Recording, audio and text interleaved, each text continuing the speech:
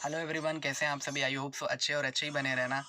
आज मैं आप लोगों को प्रभु श्री राम से जुड़ी 5 बातें बताना चाह रहा हूँ जो मुझे बहुत अच्छी लगती, पर्सनली मुझे बहुत अच्छी लगी थी। प्रभु श्री राम से जुड़ी बहुत सारी चीज़ें सीखने को मिल सकती है हमें, क्योंकि प्रभु श्री राम आप सभी जानते हैं कौन थे।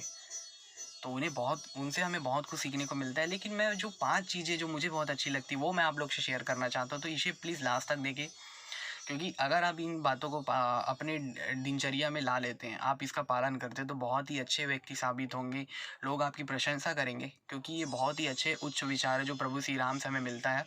तो चलिए सीधा चलते हैं वीडियो की तरफ। और ध्यान रखिए गैस, या मुझे पता है कि प्रभु श्री राम हिंदुओं के भगवान हैं, हिंदुओं के राजा थे, बट इसे सीखने के पर्पज़ से दूसरे धर्म के व्यक्ति भी देख सकते हैं, दूसरे धर्म के व्यक्ति भी इससे सीख सकते हैं।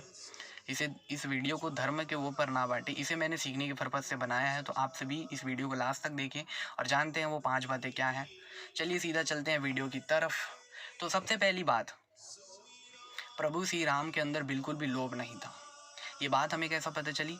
आप देख सकते हैं कि प्रभु श्री राम ने जब 2 राज्यों को पराजित कर दिया, किष्किंधा और लंका, वो दोनों राज्य के राजा बन सकते थे, नए राजा वही कहलाते, क्योंकि उन्होंने वहाँ के दोनों राजाओं को पराजित कर दिया। तो फिर भी बिना कोई लोभ के वहाँ के नए राजा को उसके सम्मान के साथ उसे वो राज्य सौंप दिया था। चाहते तो वहाँ पे शासन कर सकते थे, अपना शासन राम राज्य वहाँ पे भी ला सकते थे। वो बिल्कुल भी उन्होंने वैसा नहीं किया। उन्होंने वहाँ के जो राजा बनने वाले थे, जो बने, उनको वो राज्य सौंप दिया। तो यहाँ पे बिल्कुल भी उनके अंदर लोभ नहीं था, ये दर्शाता है। तो मैं आप लोगों को क्या बताना चाह रहा हूँ इस पॉइंट के थ्रू, कि आप बिल्कुल भी किसी चीज़ के लिए लोभ ना करें। मेहनत करिए, आपके मेहनत का फल आपको ज़रूर मिलेगा। आज नहीं तो कल मिलेगा। कहाँ जाएगा? मेहनत तो करिए। कई लोग क्या बोलते हैं कि हाँ मुझे ये चाहिए वो चाहिए, वो सपनों में मनगढ़ंत बना लेते हैं, मुझे ये करना है वो करना है, बट मेहनत नहीं करते उसके लिए। आप मेहनत करिए, आपके सब्र का फल जो बोलते हैं मीठा होगा, वो ज़रूर होगा। बस मेहनत करते चलिए, लोभ बिल्कुल ना करें। आप अपनी मेहनत का फल खाएं, ठीक है। उसके बाद दूसरा पॉइंट है त्याग की भावना। भगवान श्री राम के अंदर त्याग की भावना बहुत थी। जैसे कि आप सभी को पता है कि जब उन्हें अयोध्या का राजा बनाया जा रहा था, तो उसकी एक रात पहले उन्हें 14 साल का वनवास सुनाया गया।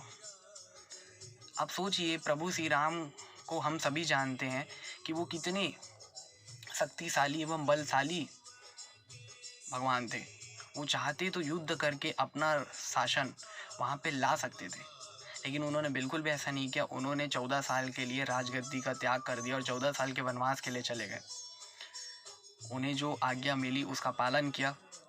तो यहाँ पे उनकी त्याग की भावना को दर्शाता है। उसके बाद तीसरी बात, प्रभु श्री राम हमेशा मदद के लिए तत्पर रहते थे। आप जैसा कि देख सकते हैं महर्षि विश्वामित्र, आप सभी जानते होंगे उन्हें।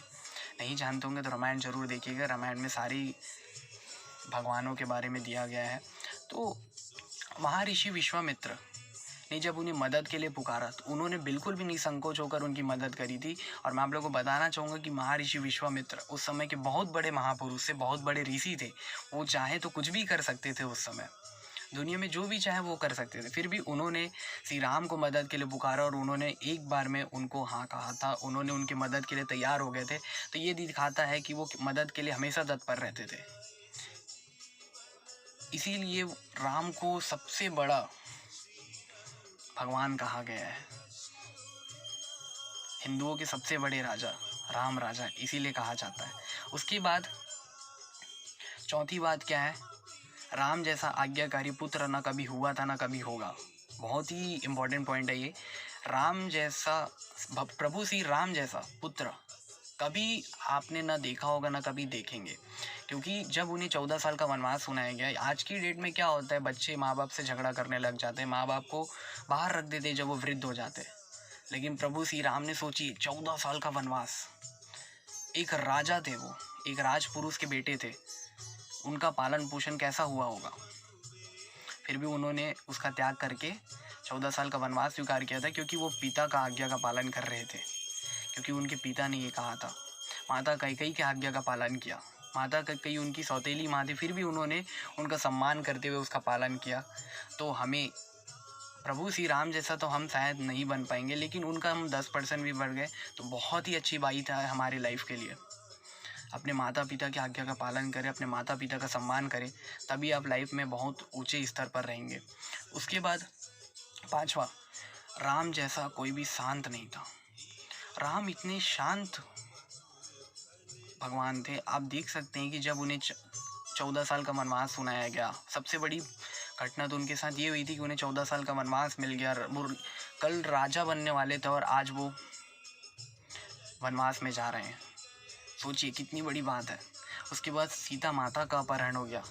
अब 14 साल के वनवास में भी बहुत सारी दिक्कतें आई उनको, फिर भी उन्होंने शांति प्रिय होकर, शांत होकर, मर्यादा का बिना उल्लंघन किए सारी चीज़ों का निष्कर्ष निकाला और वो 14 साल के वनवास को पूरा किया।